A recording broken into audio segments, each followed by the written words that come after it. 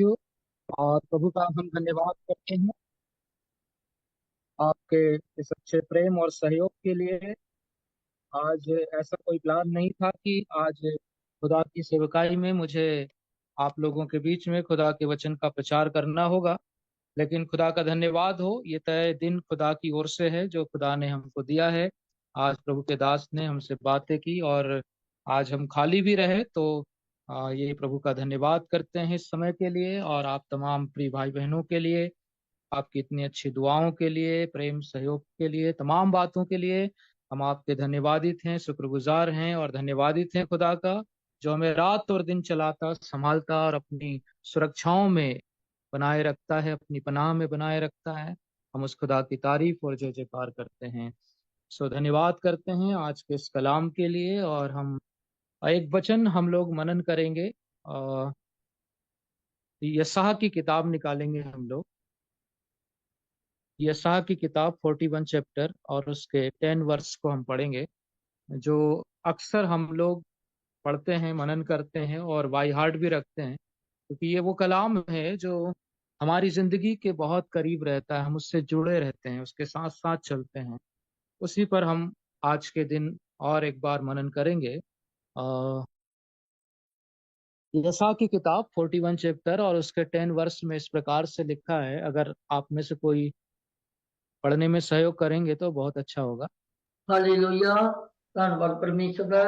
ਯਸਾਇਆ ਦੀ ਕਿਤਾਬ ਉਹਦਾ chapter number 41 ਉਹਦੀ 10 ਨੰਬਰ ਆਇਤ ਦੇ ਵਿੱਚ ਅਸੀਂ ਪ੍ਰਭੂ ਯਿਸੂ ਮਸੀਹ ਦੇ ਨਾਮ ਦੇ ਵਿੱਚ ਇਸ ਬਚਨ ਨੂੰ ਪੜਾਂਗੇ। ਨਾ ਡਰ, ਮੈਂ ਤੇਰੇ ਅੰਗ ਸੰਗ ਜੋ ਹਾਂ, ਨਾ ਘਾਬਰ, ਮੈਂ ਤੇਰਾ ਪਰਮੇਸ਼ਰ ਜੋ ਹਾਂ। ਮੈਂ ਤੈਨੂੰ ਜੋਰ ਬਖਸ਼ਾਂਗਾ, ਮੈਂ ਤੇਰੀ ਸਹਾਇਤਾ ਕਰਾਂਗਾ। ਹਾਂ, ਮੈਂ ਤੈਨੂੰ ਆਪਣੇ ਫਤਿਹਵੰਦ ਸੱਜੇ ਹੱਥ ਨਾਲ ਸੰਭਾਲਾਂਗਾ। खुदा दा पाक कलाम पढ़िया आमीन। सुनिया जाना सब ਲਈ बरकत दा वारस होवे। आमीन। आमीन। आमीन। कलाम के लिए बहुत बहुत धन्यवाद पादशाह। खुदा के कलाम को हमने पढ़ा है यहाँ पर। खुदा के इस वचन को हमने कई दफा पढ़ा है, मनन किया है। और मुझसे ज्यादा आप बेहतर जानते होंगे कि इसका मतलब क्या होता है। हमारे जीवन में अक्सर हम कभी न कभी दिन में कई बार कमजोर पड़ते हैं। निराशाएं आती है, परेशानी आती है, दुख आते हैं, तकलीफें आती है और ऐसे मंजर बनते हैं जहां पर हालात बद से बदतर होते चले जाते हैं। आंखों से जिधर भी नजर उठाते हैं लगभग अंधेरा दिखाई देता है। कोई ऐसा मनुष्य दिखाई नहीं देता जिन पर हम भरोसा कर सकें या जिन पर हम आशा कर सकें कि ये थोड़ा सा भी हमें आ, सहयोग कर रहे हैं। वो चाहे फाइनेंशियल हो या स्पिरिचुअल हो या जैसे भी हो, कोई ऐसा सहारा नजर नहीं आता। लेकिन दाऊद भी अपनी जिंदगी में इसी तरह की तकलीफों से गुजरता है, इसी तरह के ख्यालों से गुजरता है, इसी तरह की परेशानियों से गुजरता है। और तब वो जब अपने आपे में आता है तो वो कहता है, खुदा मैं अकेला और तन्हा हूं, सबने मुझे छोड़ दिया है। और जब वो राजा नहीं था, किंग नहीं था, जब वो जंगल में मारा मारा फिरता था, भेड़ बकरियों के संग काम करता था, उस समय भी वो अपने खुदा पर अटूट भरोसा रखता था। और वो अपने भजन में जबूर की किताब में कई दफा इस बात का बयान करता है कि खुदा का हाथ मेरे सर पर बना रहता है, खुदा का हाथ मेरे साथ रहता है, खुदा की ताकत मुझ पर रहती है, खुदा की रूह मुझ पर झुम्मिश करती है। एक दफा वो लिखता है कि खुदा मैं तुझसे भाग कर किधर जाऊं, अगर आसमान पर चढ़ूं तो तू वहां पर है, समंदर में जाऊं तो तू वहां पर है, अधोलोक में उतर जाऊं तो तू वहां पर है, मैं तेरी उपस्थिति से भाग कर किधर जाऊं। इसका मतलब वो कहता है कि खुदा का हाथ मेरे सर पर रखा रहता है और मैं किधर भी चला जाऊं उसकी हुजूरी से भाग नहीं सकता। और इंसान के हालात भी ऐसे ही हैं। खुदा के साथ जो लोग अपने जीवन को नहीं जोड़ के रखते हैं और सोचते हैं कि वो भागते चले जाएंगे, दुनिया को छोड़कर वे खुदा से अलग रहेंगे, तो ऐसा हो नहीं सकता। बाइबल में लिखा है कि आखिरकार लौट कर उसी खुदा के पास आना है जिसने अपने हाथों से बनाया है। एक दिन हमको उसे उसके सामने, उसके पैरों के सामने गिरना पड़ेगा। जो खुदा हमसे मोहब्बत रखता है, जिसने हाथ बढ़ाकर मिट्टी को छुआ और हमें बनाया और हमें खड़ा किया, वही खुदा अपने हाथों को हमारे जीवनों पर बरकरार रखता है। कलाम मुकद्दस में हमने इस प्रकार से पढ़ा है कि मत डर, क्योंकि मैं तेरे संग हूं, साथ हूं। इधर उधर मत ताक, क्योंकि मैं तेरा परमेश्वर हूं। मैं तुझे दृढ़ करूंगा, तेरी सहायता करूंगा और अपने धर्म में दाहिने हाथ से मैं तुझे संभाले रहूंगा। परमेश्वर के दाहिने हाथ बाइबल में उसका एक प्रतीक है। दाहिने हाथ का मतलब क्या होता है? खुदा के जो हाथ है, बाइबल में एक उसको प्रतीक चिन्ह माना गया है, शक्ति और देखभाल का और सुरक्षा का। ये परमेश्वर का वायदा है कि उसका हाथ का मतलब होता है ईश्वर की ताकत, उसकी देखभाल, उसकी सुरक्षा निरंतर लगातार 24 घंटे सातों दिन हमारे ऊपर बनी रहती है। उसका पहरा हम पर होता है। जबूर 91 में लिखा हुआ है कि जहां जहां तू जाएगा वहां तेरा परमेश्वर तेरे साथ होगा। और लिखा है कि तेरे लिए उसका स्वर्गदूत तुझे हाथों हाथ उठा लेंगे। कब? जब हम मुसीबतों में होंगे, तन्हा तकलीफों में होंगे, परेशानियों में होंगे, ऐसे वक्त में खुदा का हाथ हमारे ऊपर रहता है। और ये देखभाल का और सुरक्षा का और ताकत का प्रतीक है परमेश्वर का हाथ, दाहिना हाथ। क्योंकि दाहिना हाथ अक्सर इस बात को प्रमाणित करता है कि परमेश्वर अपने लोगों को सम्मान देता है। मेरे प्रिय, बाइबल में दाहिने हाथ का जिक्र लिखा गया है। परमेश्वर का वचन कहता है कि जब हम बाइबल में पढ़ते हैं कि दाहिना हाथ से मैं तुझे क्या करूंगा? संभाले रहूंगा। अपने धर्म में दाहिने हाथ।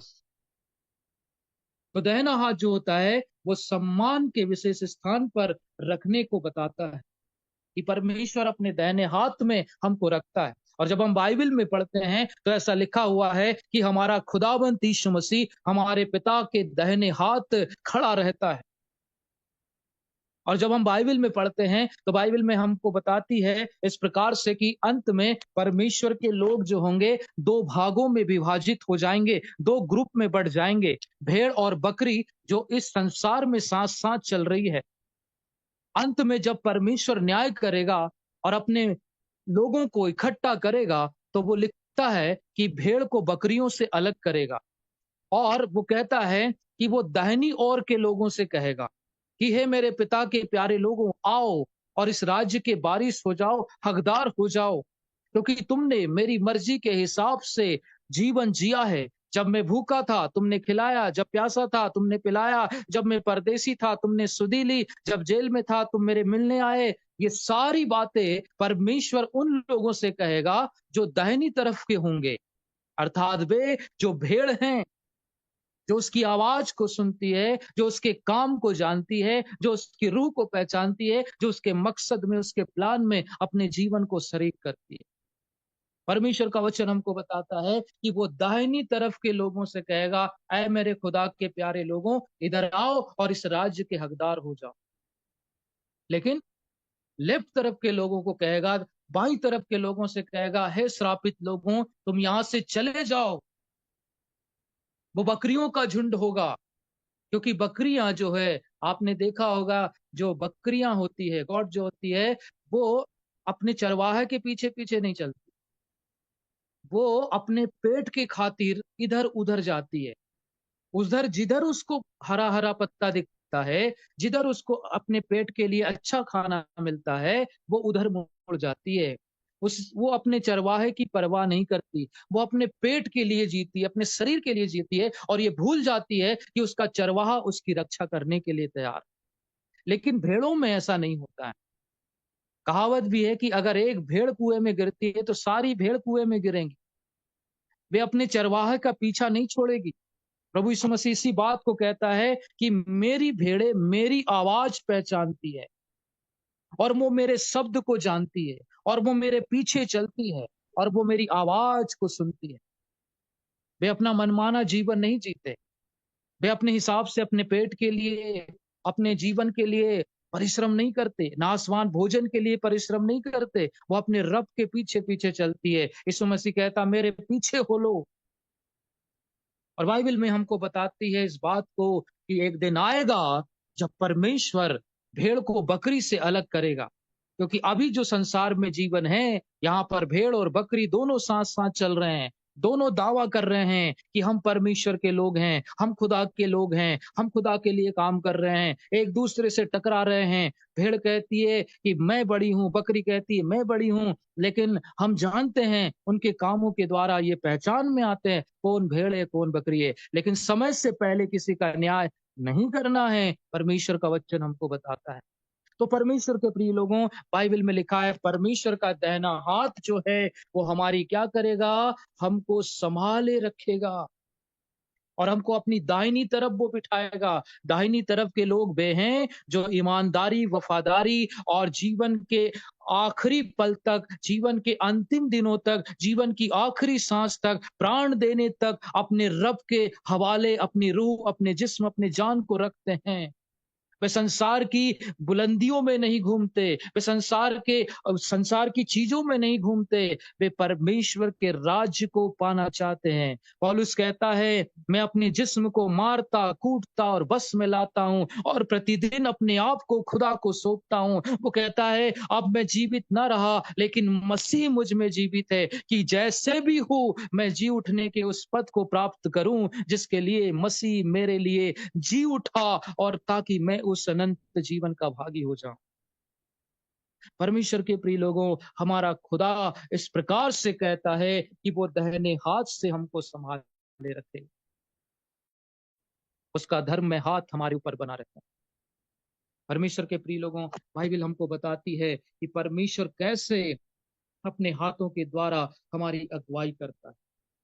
परमेश्वर का वचन कहता है कि ये वो ताकत है जो हमको संभालती है, उसका सुरक्षा का हाथ, उसका शक्ति का हाथ, उसकी देखभाल का हाथ, अक्सर उन हाथों में हम पड़े रहते हैं। क्योंकि बाइबल में लिखा हुआ है परमेश्वर का हाथ जिस पर होता है कोई ताकत उसको छू नहीं सकती, क्योंकि वो हमारे साथ बना रहता है, वो हमारे संग रहता है। और लिखा हुआ है कि हमारा परमेश्वर हमारा मार्गदर्शन करता है। बाइबल में लिखा हुआ है जैसे कि यसा 49 और 16 पद में लिखा है, जहां ईश्वर अपने लोगों से कहते हैं मैंने तेरा चित्र अपनी हाथों पर, हथेलियों पर खोद रखा है। मेरे परमेश्वर हमसे मोहब्बत इतनी इतनी रखता है ना। आज के समय में टैटू का जमाना है, और जो जिससे मोहब्बत रखता है वो उसके नाम का टैटू बनवा लेता है, नाम लिखवा लेता है। ये रवैया है संसार का। वो प्रेम को ऐसे ही जाहिर करते हैं। ये आज से नहीं, सदियों से होता आया है। तो प्रभु का वचन भी इसी प्रकार से कहता है कि मैंने तेरा चित्र अपने हाथ पर खोद रखा है।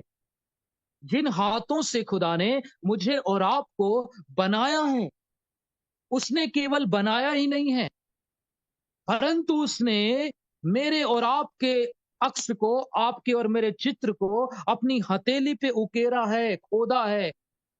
जैसे एक चित्रकार, एक जो कलाकार होता है, जो मूर्ति बनाता है, वो पत्थर पर कैसी कलाकारी करता है और वो हजारों सालों तक वो प्रतिमा बनी रहती है। उसी तरह से खुदा ने मेरे और आपके चित्र को अपनी हथेली पर उकेरा, बनाया है, खोदा है। और अगर प्रभु ने हमारा चित्र अपनी हथेली पर खोदा है तो उसका खून भी गिरा होगा, उसका खून भी गिरा होगा। और वो प्रेम कितना करता है, उस प्रेम को हमने कल गुड फ्राइडे में देखा है। वो जो चित्र खोदा गया, जो हमको कई हजार साल से नहीं दिखा कि खुदा ने कहाँ हमारा चित्र खोदा है, कैसे उसकी हथेली पर हम पाए जाते हैं, कैसे उसके हाथों में हम पाए जाते हैं। बाइबल में लिखा है, प्रभु जी कहते हैं थोमा तूने अविश्वास किया है, इधर आ और मेरे हाथों के पंजर में उंगली डाल और यकीन कर कि मैं ही हूं। लेकिन धन्य वे हैं जो मुझे बिना देखे विश्वास करते हैं।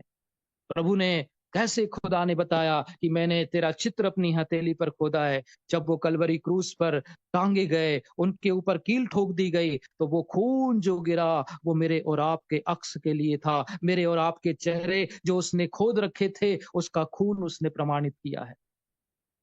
परमेश्वर के प्रिय लोगों, हमारा परमेश्वर सच्चा और अच्छा और महान और सामर्थी खुदावंत है।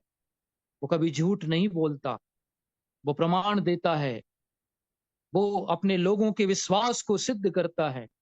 उसने कहा मैं तुझसे प्रेम रखता हूं, और उसने कहा और करके दिखाया। एक अच्छा चरवाहा अपनी भेड़ों के लिए प्राण देता है, और ये उसने कहा नहीं, उसने करके दिखाया। हमारा परमेश्वर केवल बोलने वाला नहीं है, वो अपने कामों से, अपनी बातों से, अपने जीवन से, चरित्र से उसे प्रमाणित करता है। उसने कहा इस मंदिर को ढा दो और मैं तीसरे दिन इसे खड़ा कर दूंगा। यहूदी कहते अरे तेरी उम्र अभी 50 साल की नहीं है, और तू इस 50 साल बने हुए मंदिर को 3 दिन में खड़ा करे। समझ का फेर है।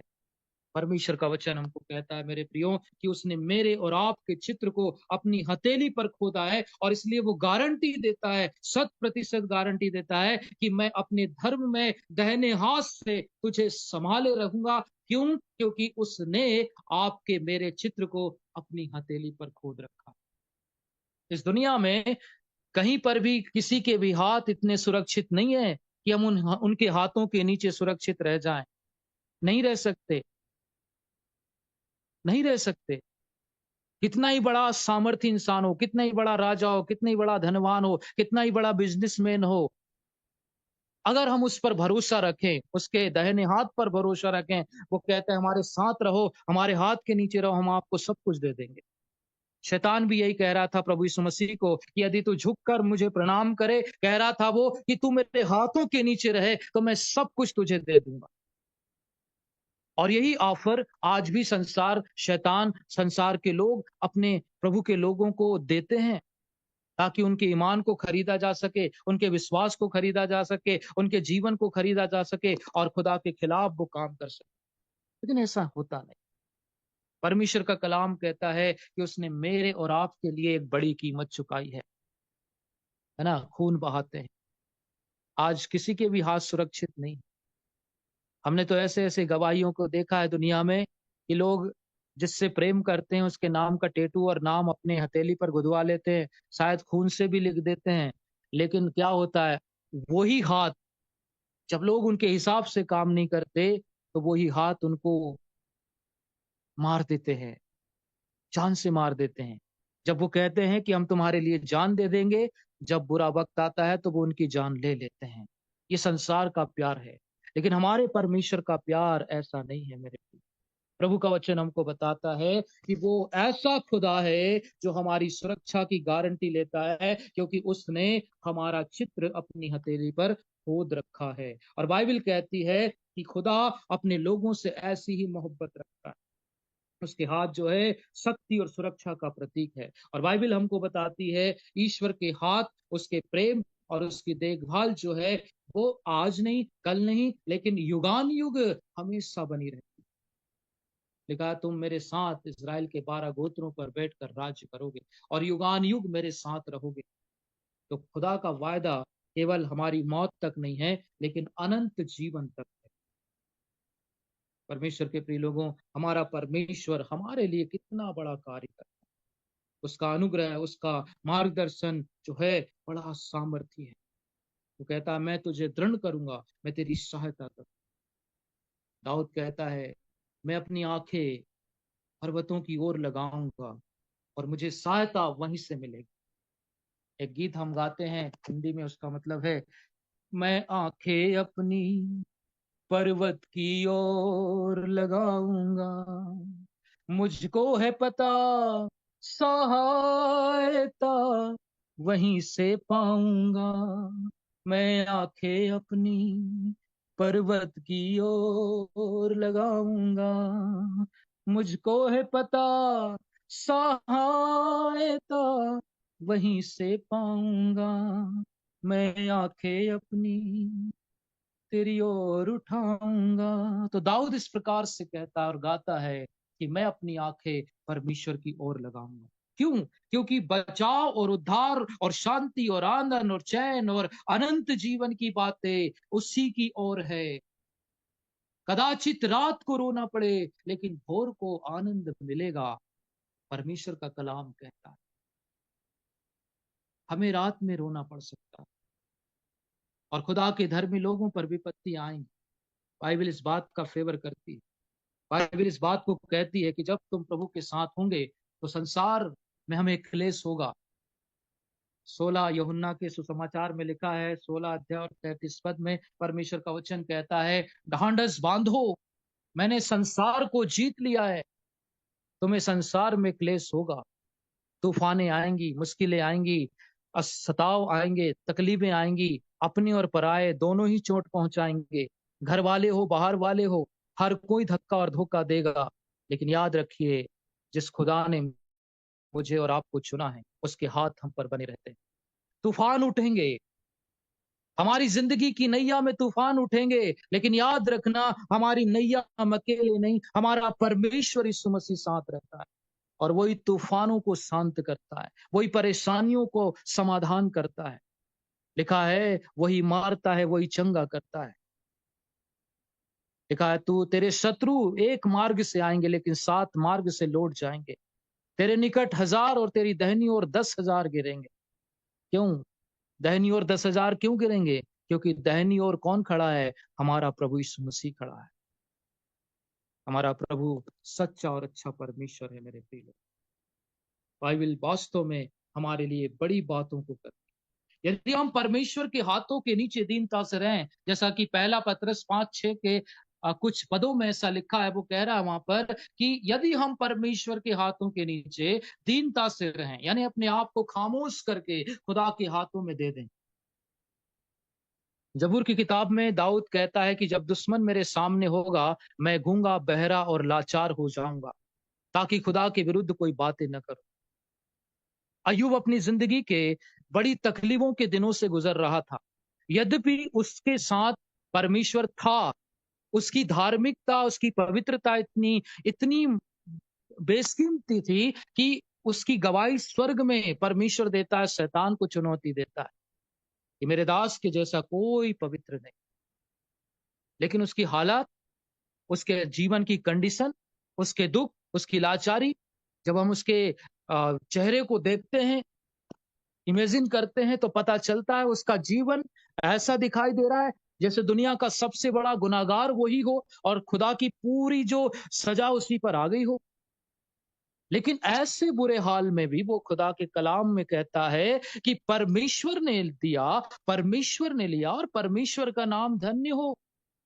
और यही एटीट्यूड, यही वास्तविकता और यही चरित्र और यही जीवन और यही जीवन की शैली, लाइफस्टाइल मेरी और आपकी होना है। क्योंकि खुदा अपने लोगों से, ऐसे ही लोगों से, ऐसे ही बंदों से खुश होता है जो प्राण देने तक विश्वास योग्य रहे। उसने खुदा के खिलाफ कोई गुनाह नहीं किया, कोई बुरी बातें नहीं की। यद्यपि उस जमाने का वो करोड़पति व्यक्ति था, बड़ा धर्मी व्यक्ति था, दुनिया का शहंशाह था वो उस जमाने का, लेकिन उसने खुदा पर उंगली नहीं उठाई, क्योंकि उसे पता था कि खुदा का हाथ उसके ऊपर है। वो कहता है, अपने लफ्जों में इस प्रकार से बयां करता है कि मुझे तो यकीन है कि मेरा छुड़ाने वाला जीवित है और अंत में मैं उसके हाथों के कार्य को अपने जीवन में देखूंगा,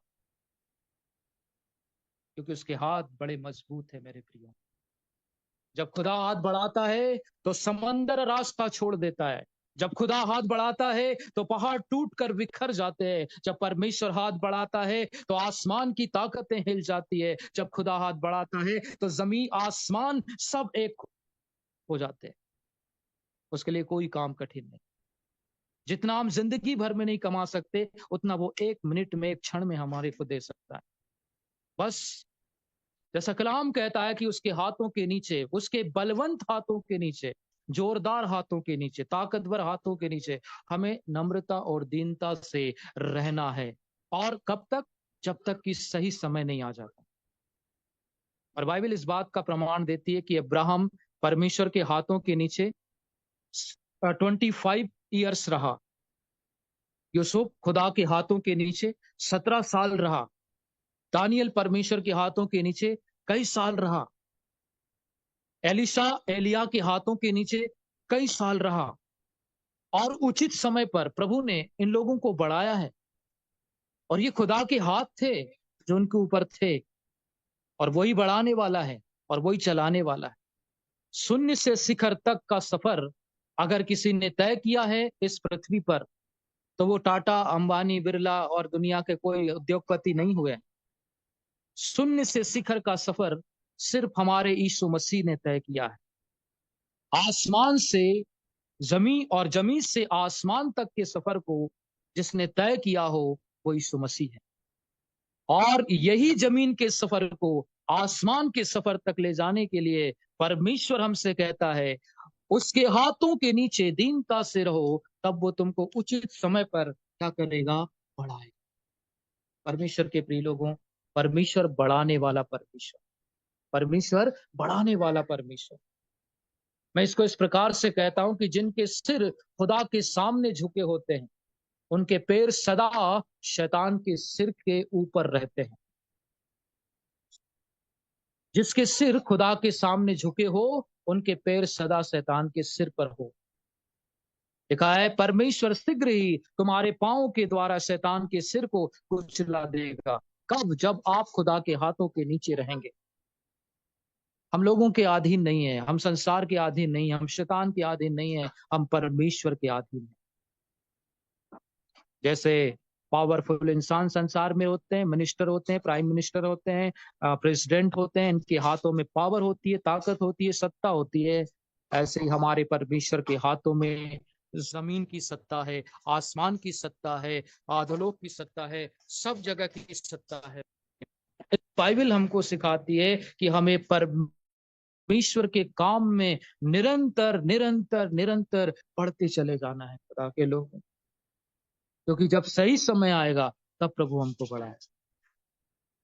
मैं अपनी गवाही बताऊं तो मेरे प्रियो, मैंने जब खुदा की सेवा की तो हमको 20 साल पहले, जब हम गांव गांव शहर शहर ट्रैक्ट्स बांटते थे, प्रभु के छोटे छोटे वचन को प्रचार करते थे, गांव गांव जाते थे, तो हमको कोई 1 रुपया देता था, कोई 2 रुपया देता था, और उससे कुछ नहीं होता था। साइकिल चलाते थे, पैदल जाते थे, लेकिन हमको वो 1 रुपए का भी लालच नहीं होता था। क्यों? क्योंकि हमें पता है कि हम जिसकी कहानी, जिसका प्रचार कर रहे हैं, जिसके बारे में बता रहे हैं, वो 1-2 रुपए के लिए नहीं है। इस संसार की इस दौलत अगर पूरी की पूरी भी दे दिया जाए इस काम के लिए, तो परमेश्वर कहता है कि ये भी कम पड़ जाएगी।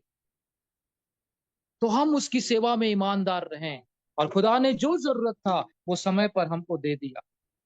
चाहे वो घर की आवश्यकता हो, गाड़ी की जरूरत हो, खाने पीने की जरूरत हो, मकान की जरूरत हो, बीबी बच्चे औलादें, कुछ नहीं था, सब खुदा ने दिया।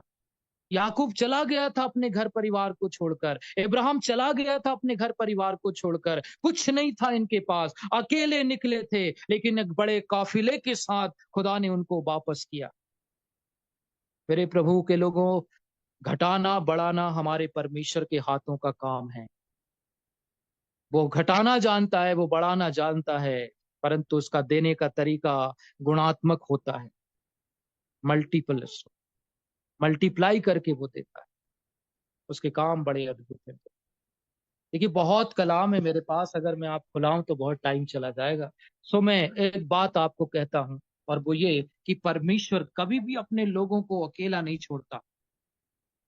जब आप इब्रानियों की पत्री और उसके 10 पद को पढ़ते हैं, तो वहां पर इस प्रकार से बयान है, इस प्रकार से लिखा है कि जीवित परमेश्वर के हाथों में पड़ना बड़ी भयानक बात, बड़ी भयानक बात।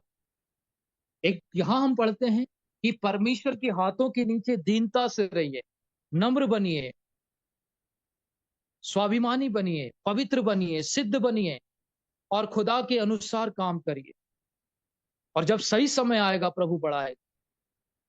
लेकिन वो समय, जो सही समय खुदा ने रखा है, इसने कहा खुदा के यहाँ ना देर है ना अंधेर है। हम कहते हैं ना, खुदा ने बड़ी देर कर दी। मरियम मार्था भी कहती, खुदा तूने बड़ी देर कर दी, मेरा भाई नहीं मरता अगर तू जल्दी आ जाता। मैं कहता हूं परमेश्वर के यहाँ देर भी नहीं है, देर भी नहीं है, एक सही समय खुदा ने रखा मेरे और आपके लिए। लिखा है कि जब हम गुनाहगार थे, तभी सही समय पर यीशु मसीह दुनिया में आया। तो वो सही समय था, और ये सही समय है। खुदा ने हमको चुना, हमको बुलाया, हमको अपने खिदमत का अवसर दिया, और जब सही समय आएगा खुदा और ऊंचाइयों पर और बुलंदी पर हमको ले जाएगा। दाऊद को फर्क नहीं पड़ता था, वो भेड़ बकरी चराता था। आज भेड़ बकरी और चरवाहों की कोई औकात नहीं होती, लेकिन वो मस्त था खुदा के हाथों के नीचे। और जब सही समय आया, खुदा ने उस बंदे को चुना और उसने गोलियत जैसे विशाल शैतान को मार दिया और देश का शहंशाह बन गया और खुदा की खिदमत